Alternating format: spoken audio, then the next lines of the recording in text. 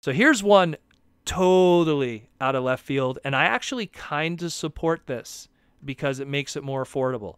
So we have yet another leak from Weibo of a future G1 Walmart reissue for their next wave of it. Now, we just talked about how we're going to be getting Astro Train for spring of 2020, and that was kind of like, okay, so that's going to be one of the wave mates. Who else is going to be in this? Well, we just got the leaks from the factories of one of the others, and it is G1 Optimus Prime.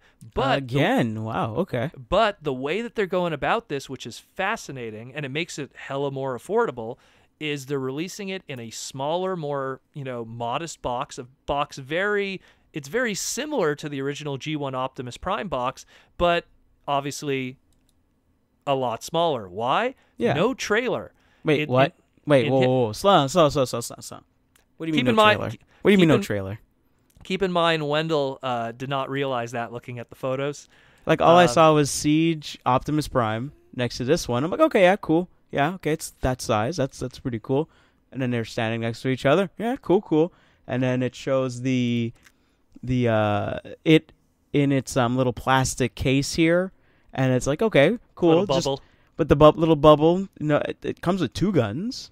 That is different. Yeah. Okay, it's coming with 2 guns and no trailer. Okay, keep going. Trailer must be like collapsible or something like that. It must be somewhere around here.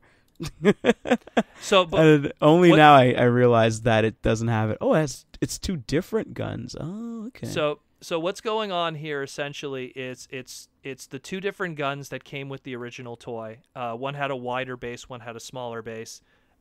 What's really fascinating about this, I have kind of some commentary about this and some other. So number one, previous Generation 1 Optimus Prime reissues, when they were brought to America, they actually had to cut the smokestacks short. This time around, they're not short.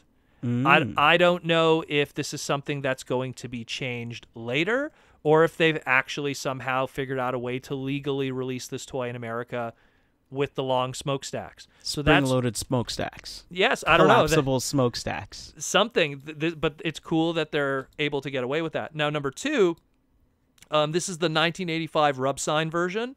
So it has a slightly, let's call it a lighter blue than the darker blue that the original release had.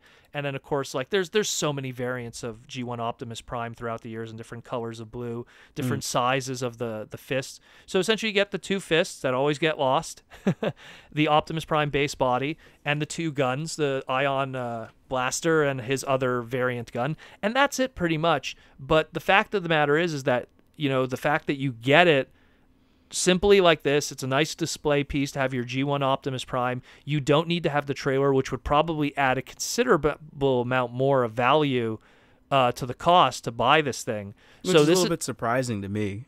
I think I'm going to just take a guess. It's probably going to be in the same price point of that of what Hot Rod was. So if people were happy with spending, I believe Hot Rod was $19.99 American and $29.99 Canadian. This is probably what Optimus is going to be going for. If I have one commentary, so far all of the previous released G1 Walmart toys have had some kind of interesting paint schemes, or they were based off of a Japanese Encore release. It would have been cool if the Optimus had blue eyes, which they've done. Which they've done with other reissues where they, a little more show accurate here and there. So it would have been cool if they did that instead of just sticking to the traditional G1 toy eyes, give something that's a little more show accurate. Number 2 also is, I can't see the bio from some of the other photos, but I'm pretty sure that bio that's going to be on the back, the tech spec, is going to mention the trailer or the command module, as it was called. So in that case, it's going to be kind of confusing for some people who are just not in the know. They're going to be like, well, what is this trailer they're talking about here? But otherwise, it's great.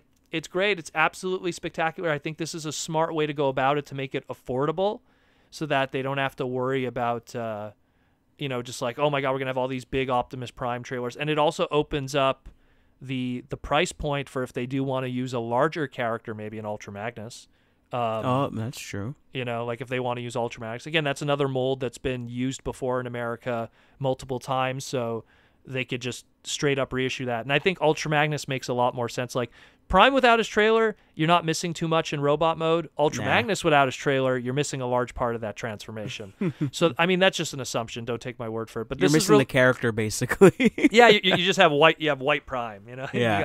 you got Dreamwave issue number 5 and 6 of Art of War, Ultra Magnus.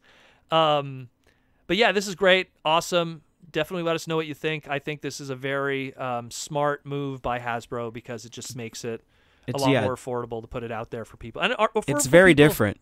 It's very like, I mean, like normally you would have the bigger Optimus Primes would have no trailer, or they can like kind of get away with it with no trailer. And this is the first time I'm ever seeing this with the G1 Optimus Prime with a reissue, right? This is the very usually first, it's always. You are completely correct. This is the very first time ever that the original Generation 1 1984 mold of Optimus Prime has ever been released without his roller trailer. There's always been some kind of, you know, even if the mold was changed and it was Ultra Magnus or something, or if it was turned into a smaller mold or a junior or a world's smallest, that's one thing. But the original 1984 mold in its original scale has never been released without its trailer. So this is a very different take. And again, making the old G1 box like smaller and everything, and it's almost not even noticeable when it's like on its own, is pretty cool. But definitely check this out. Let us know what you think.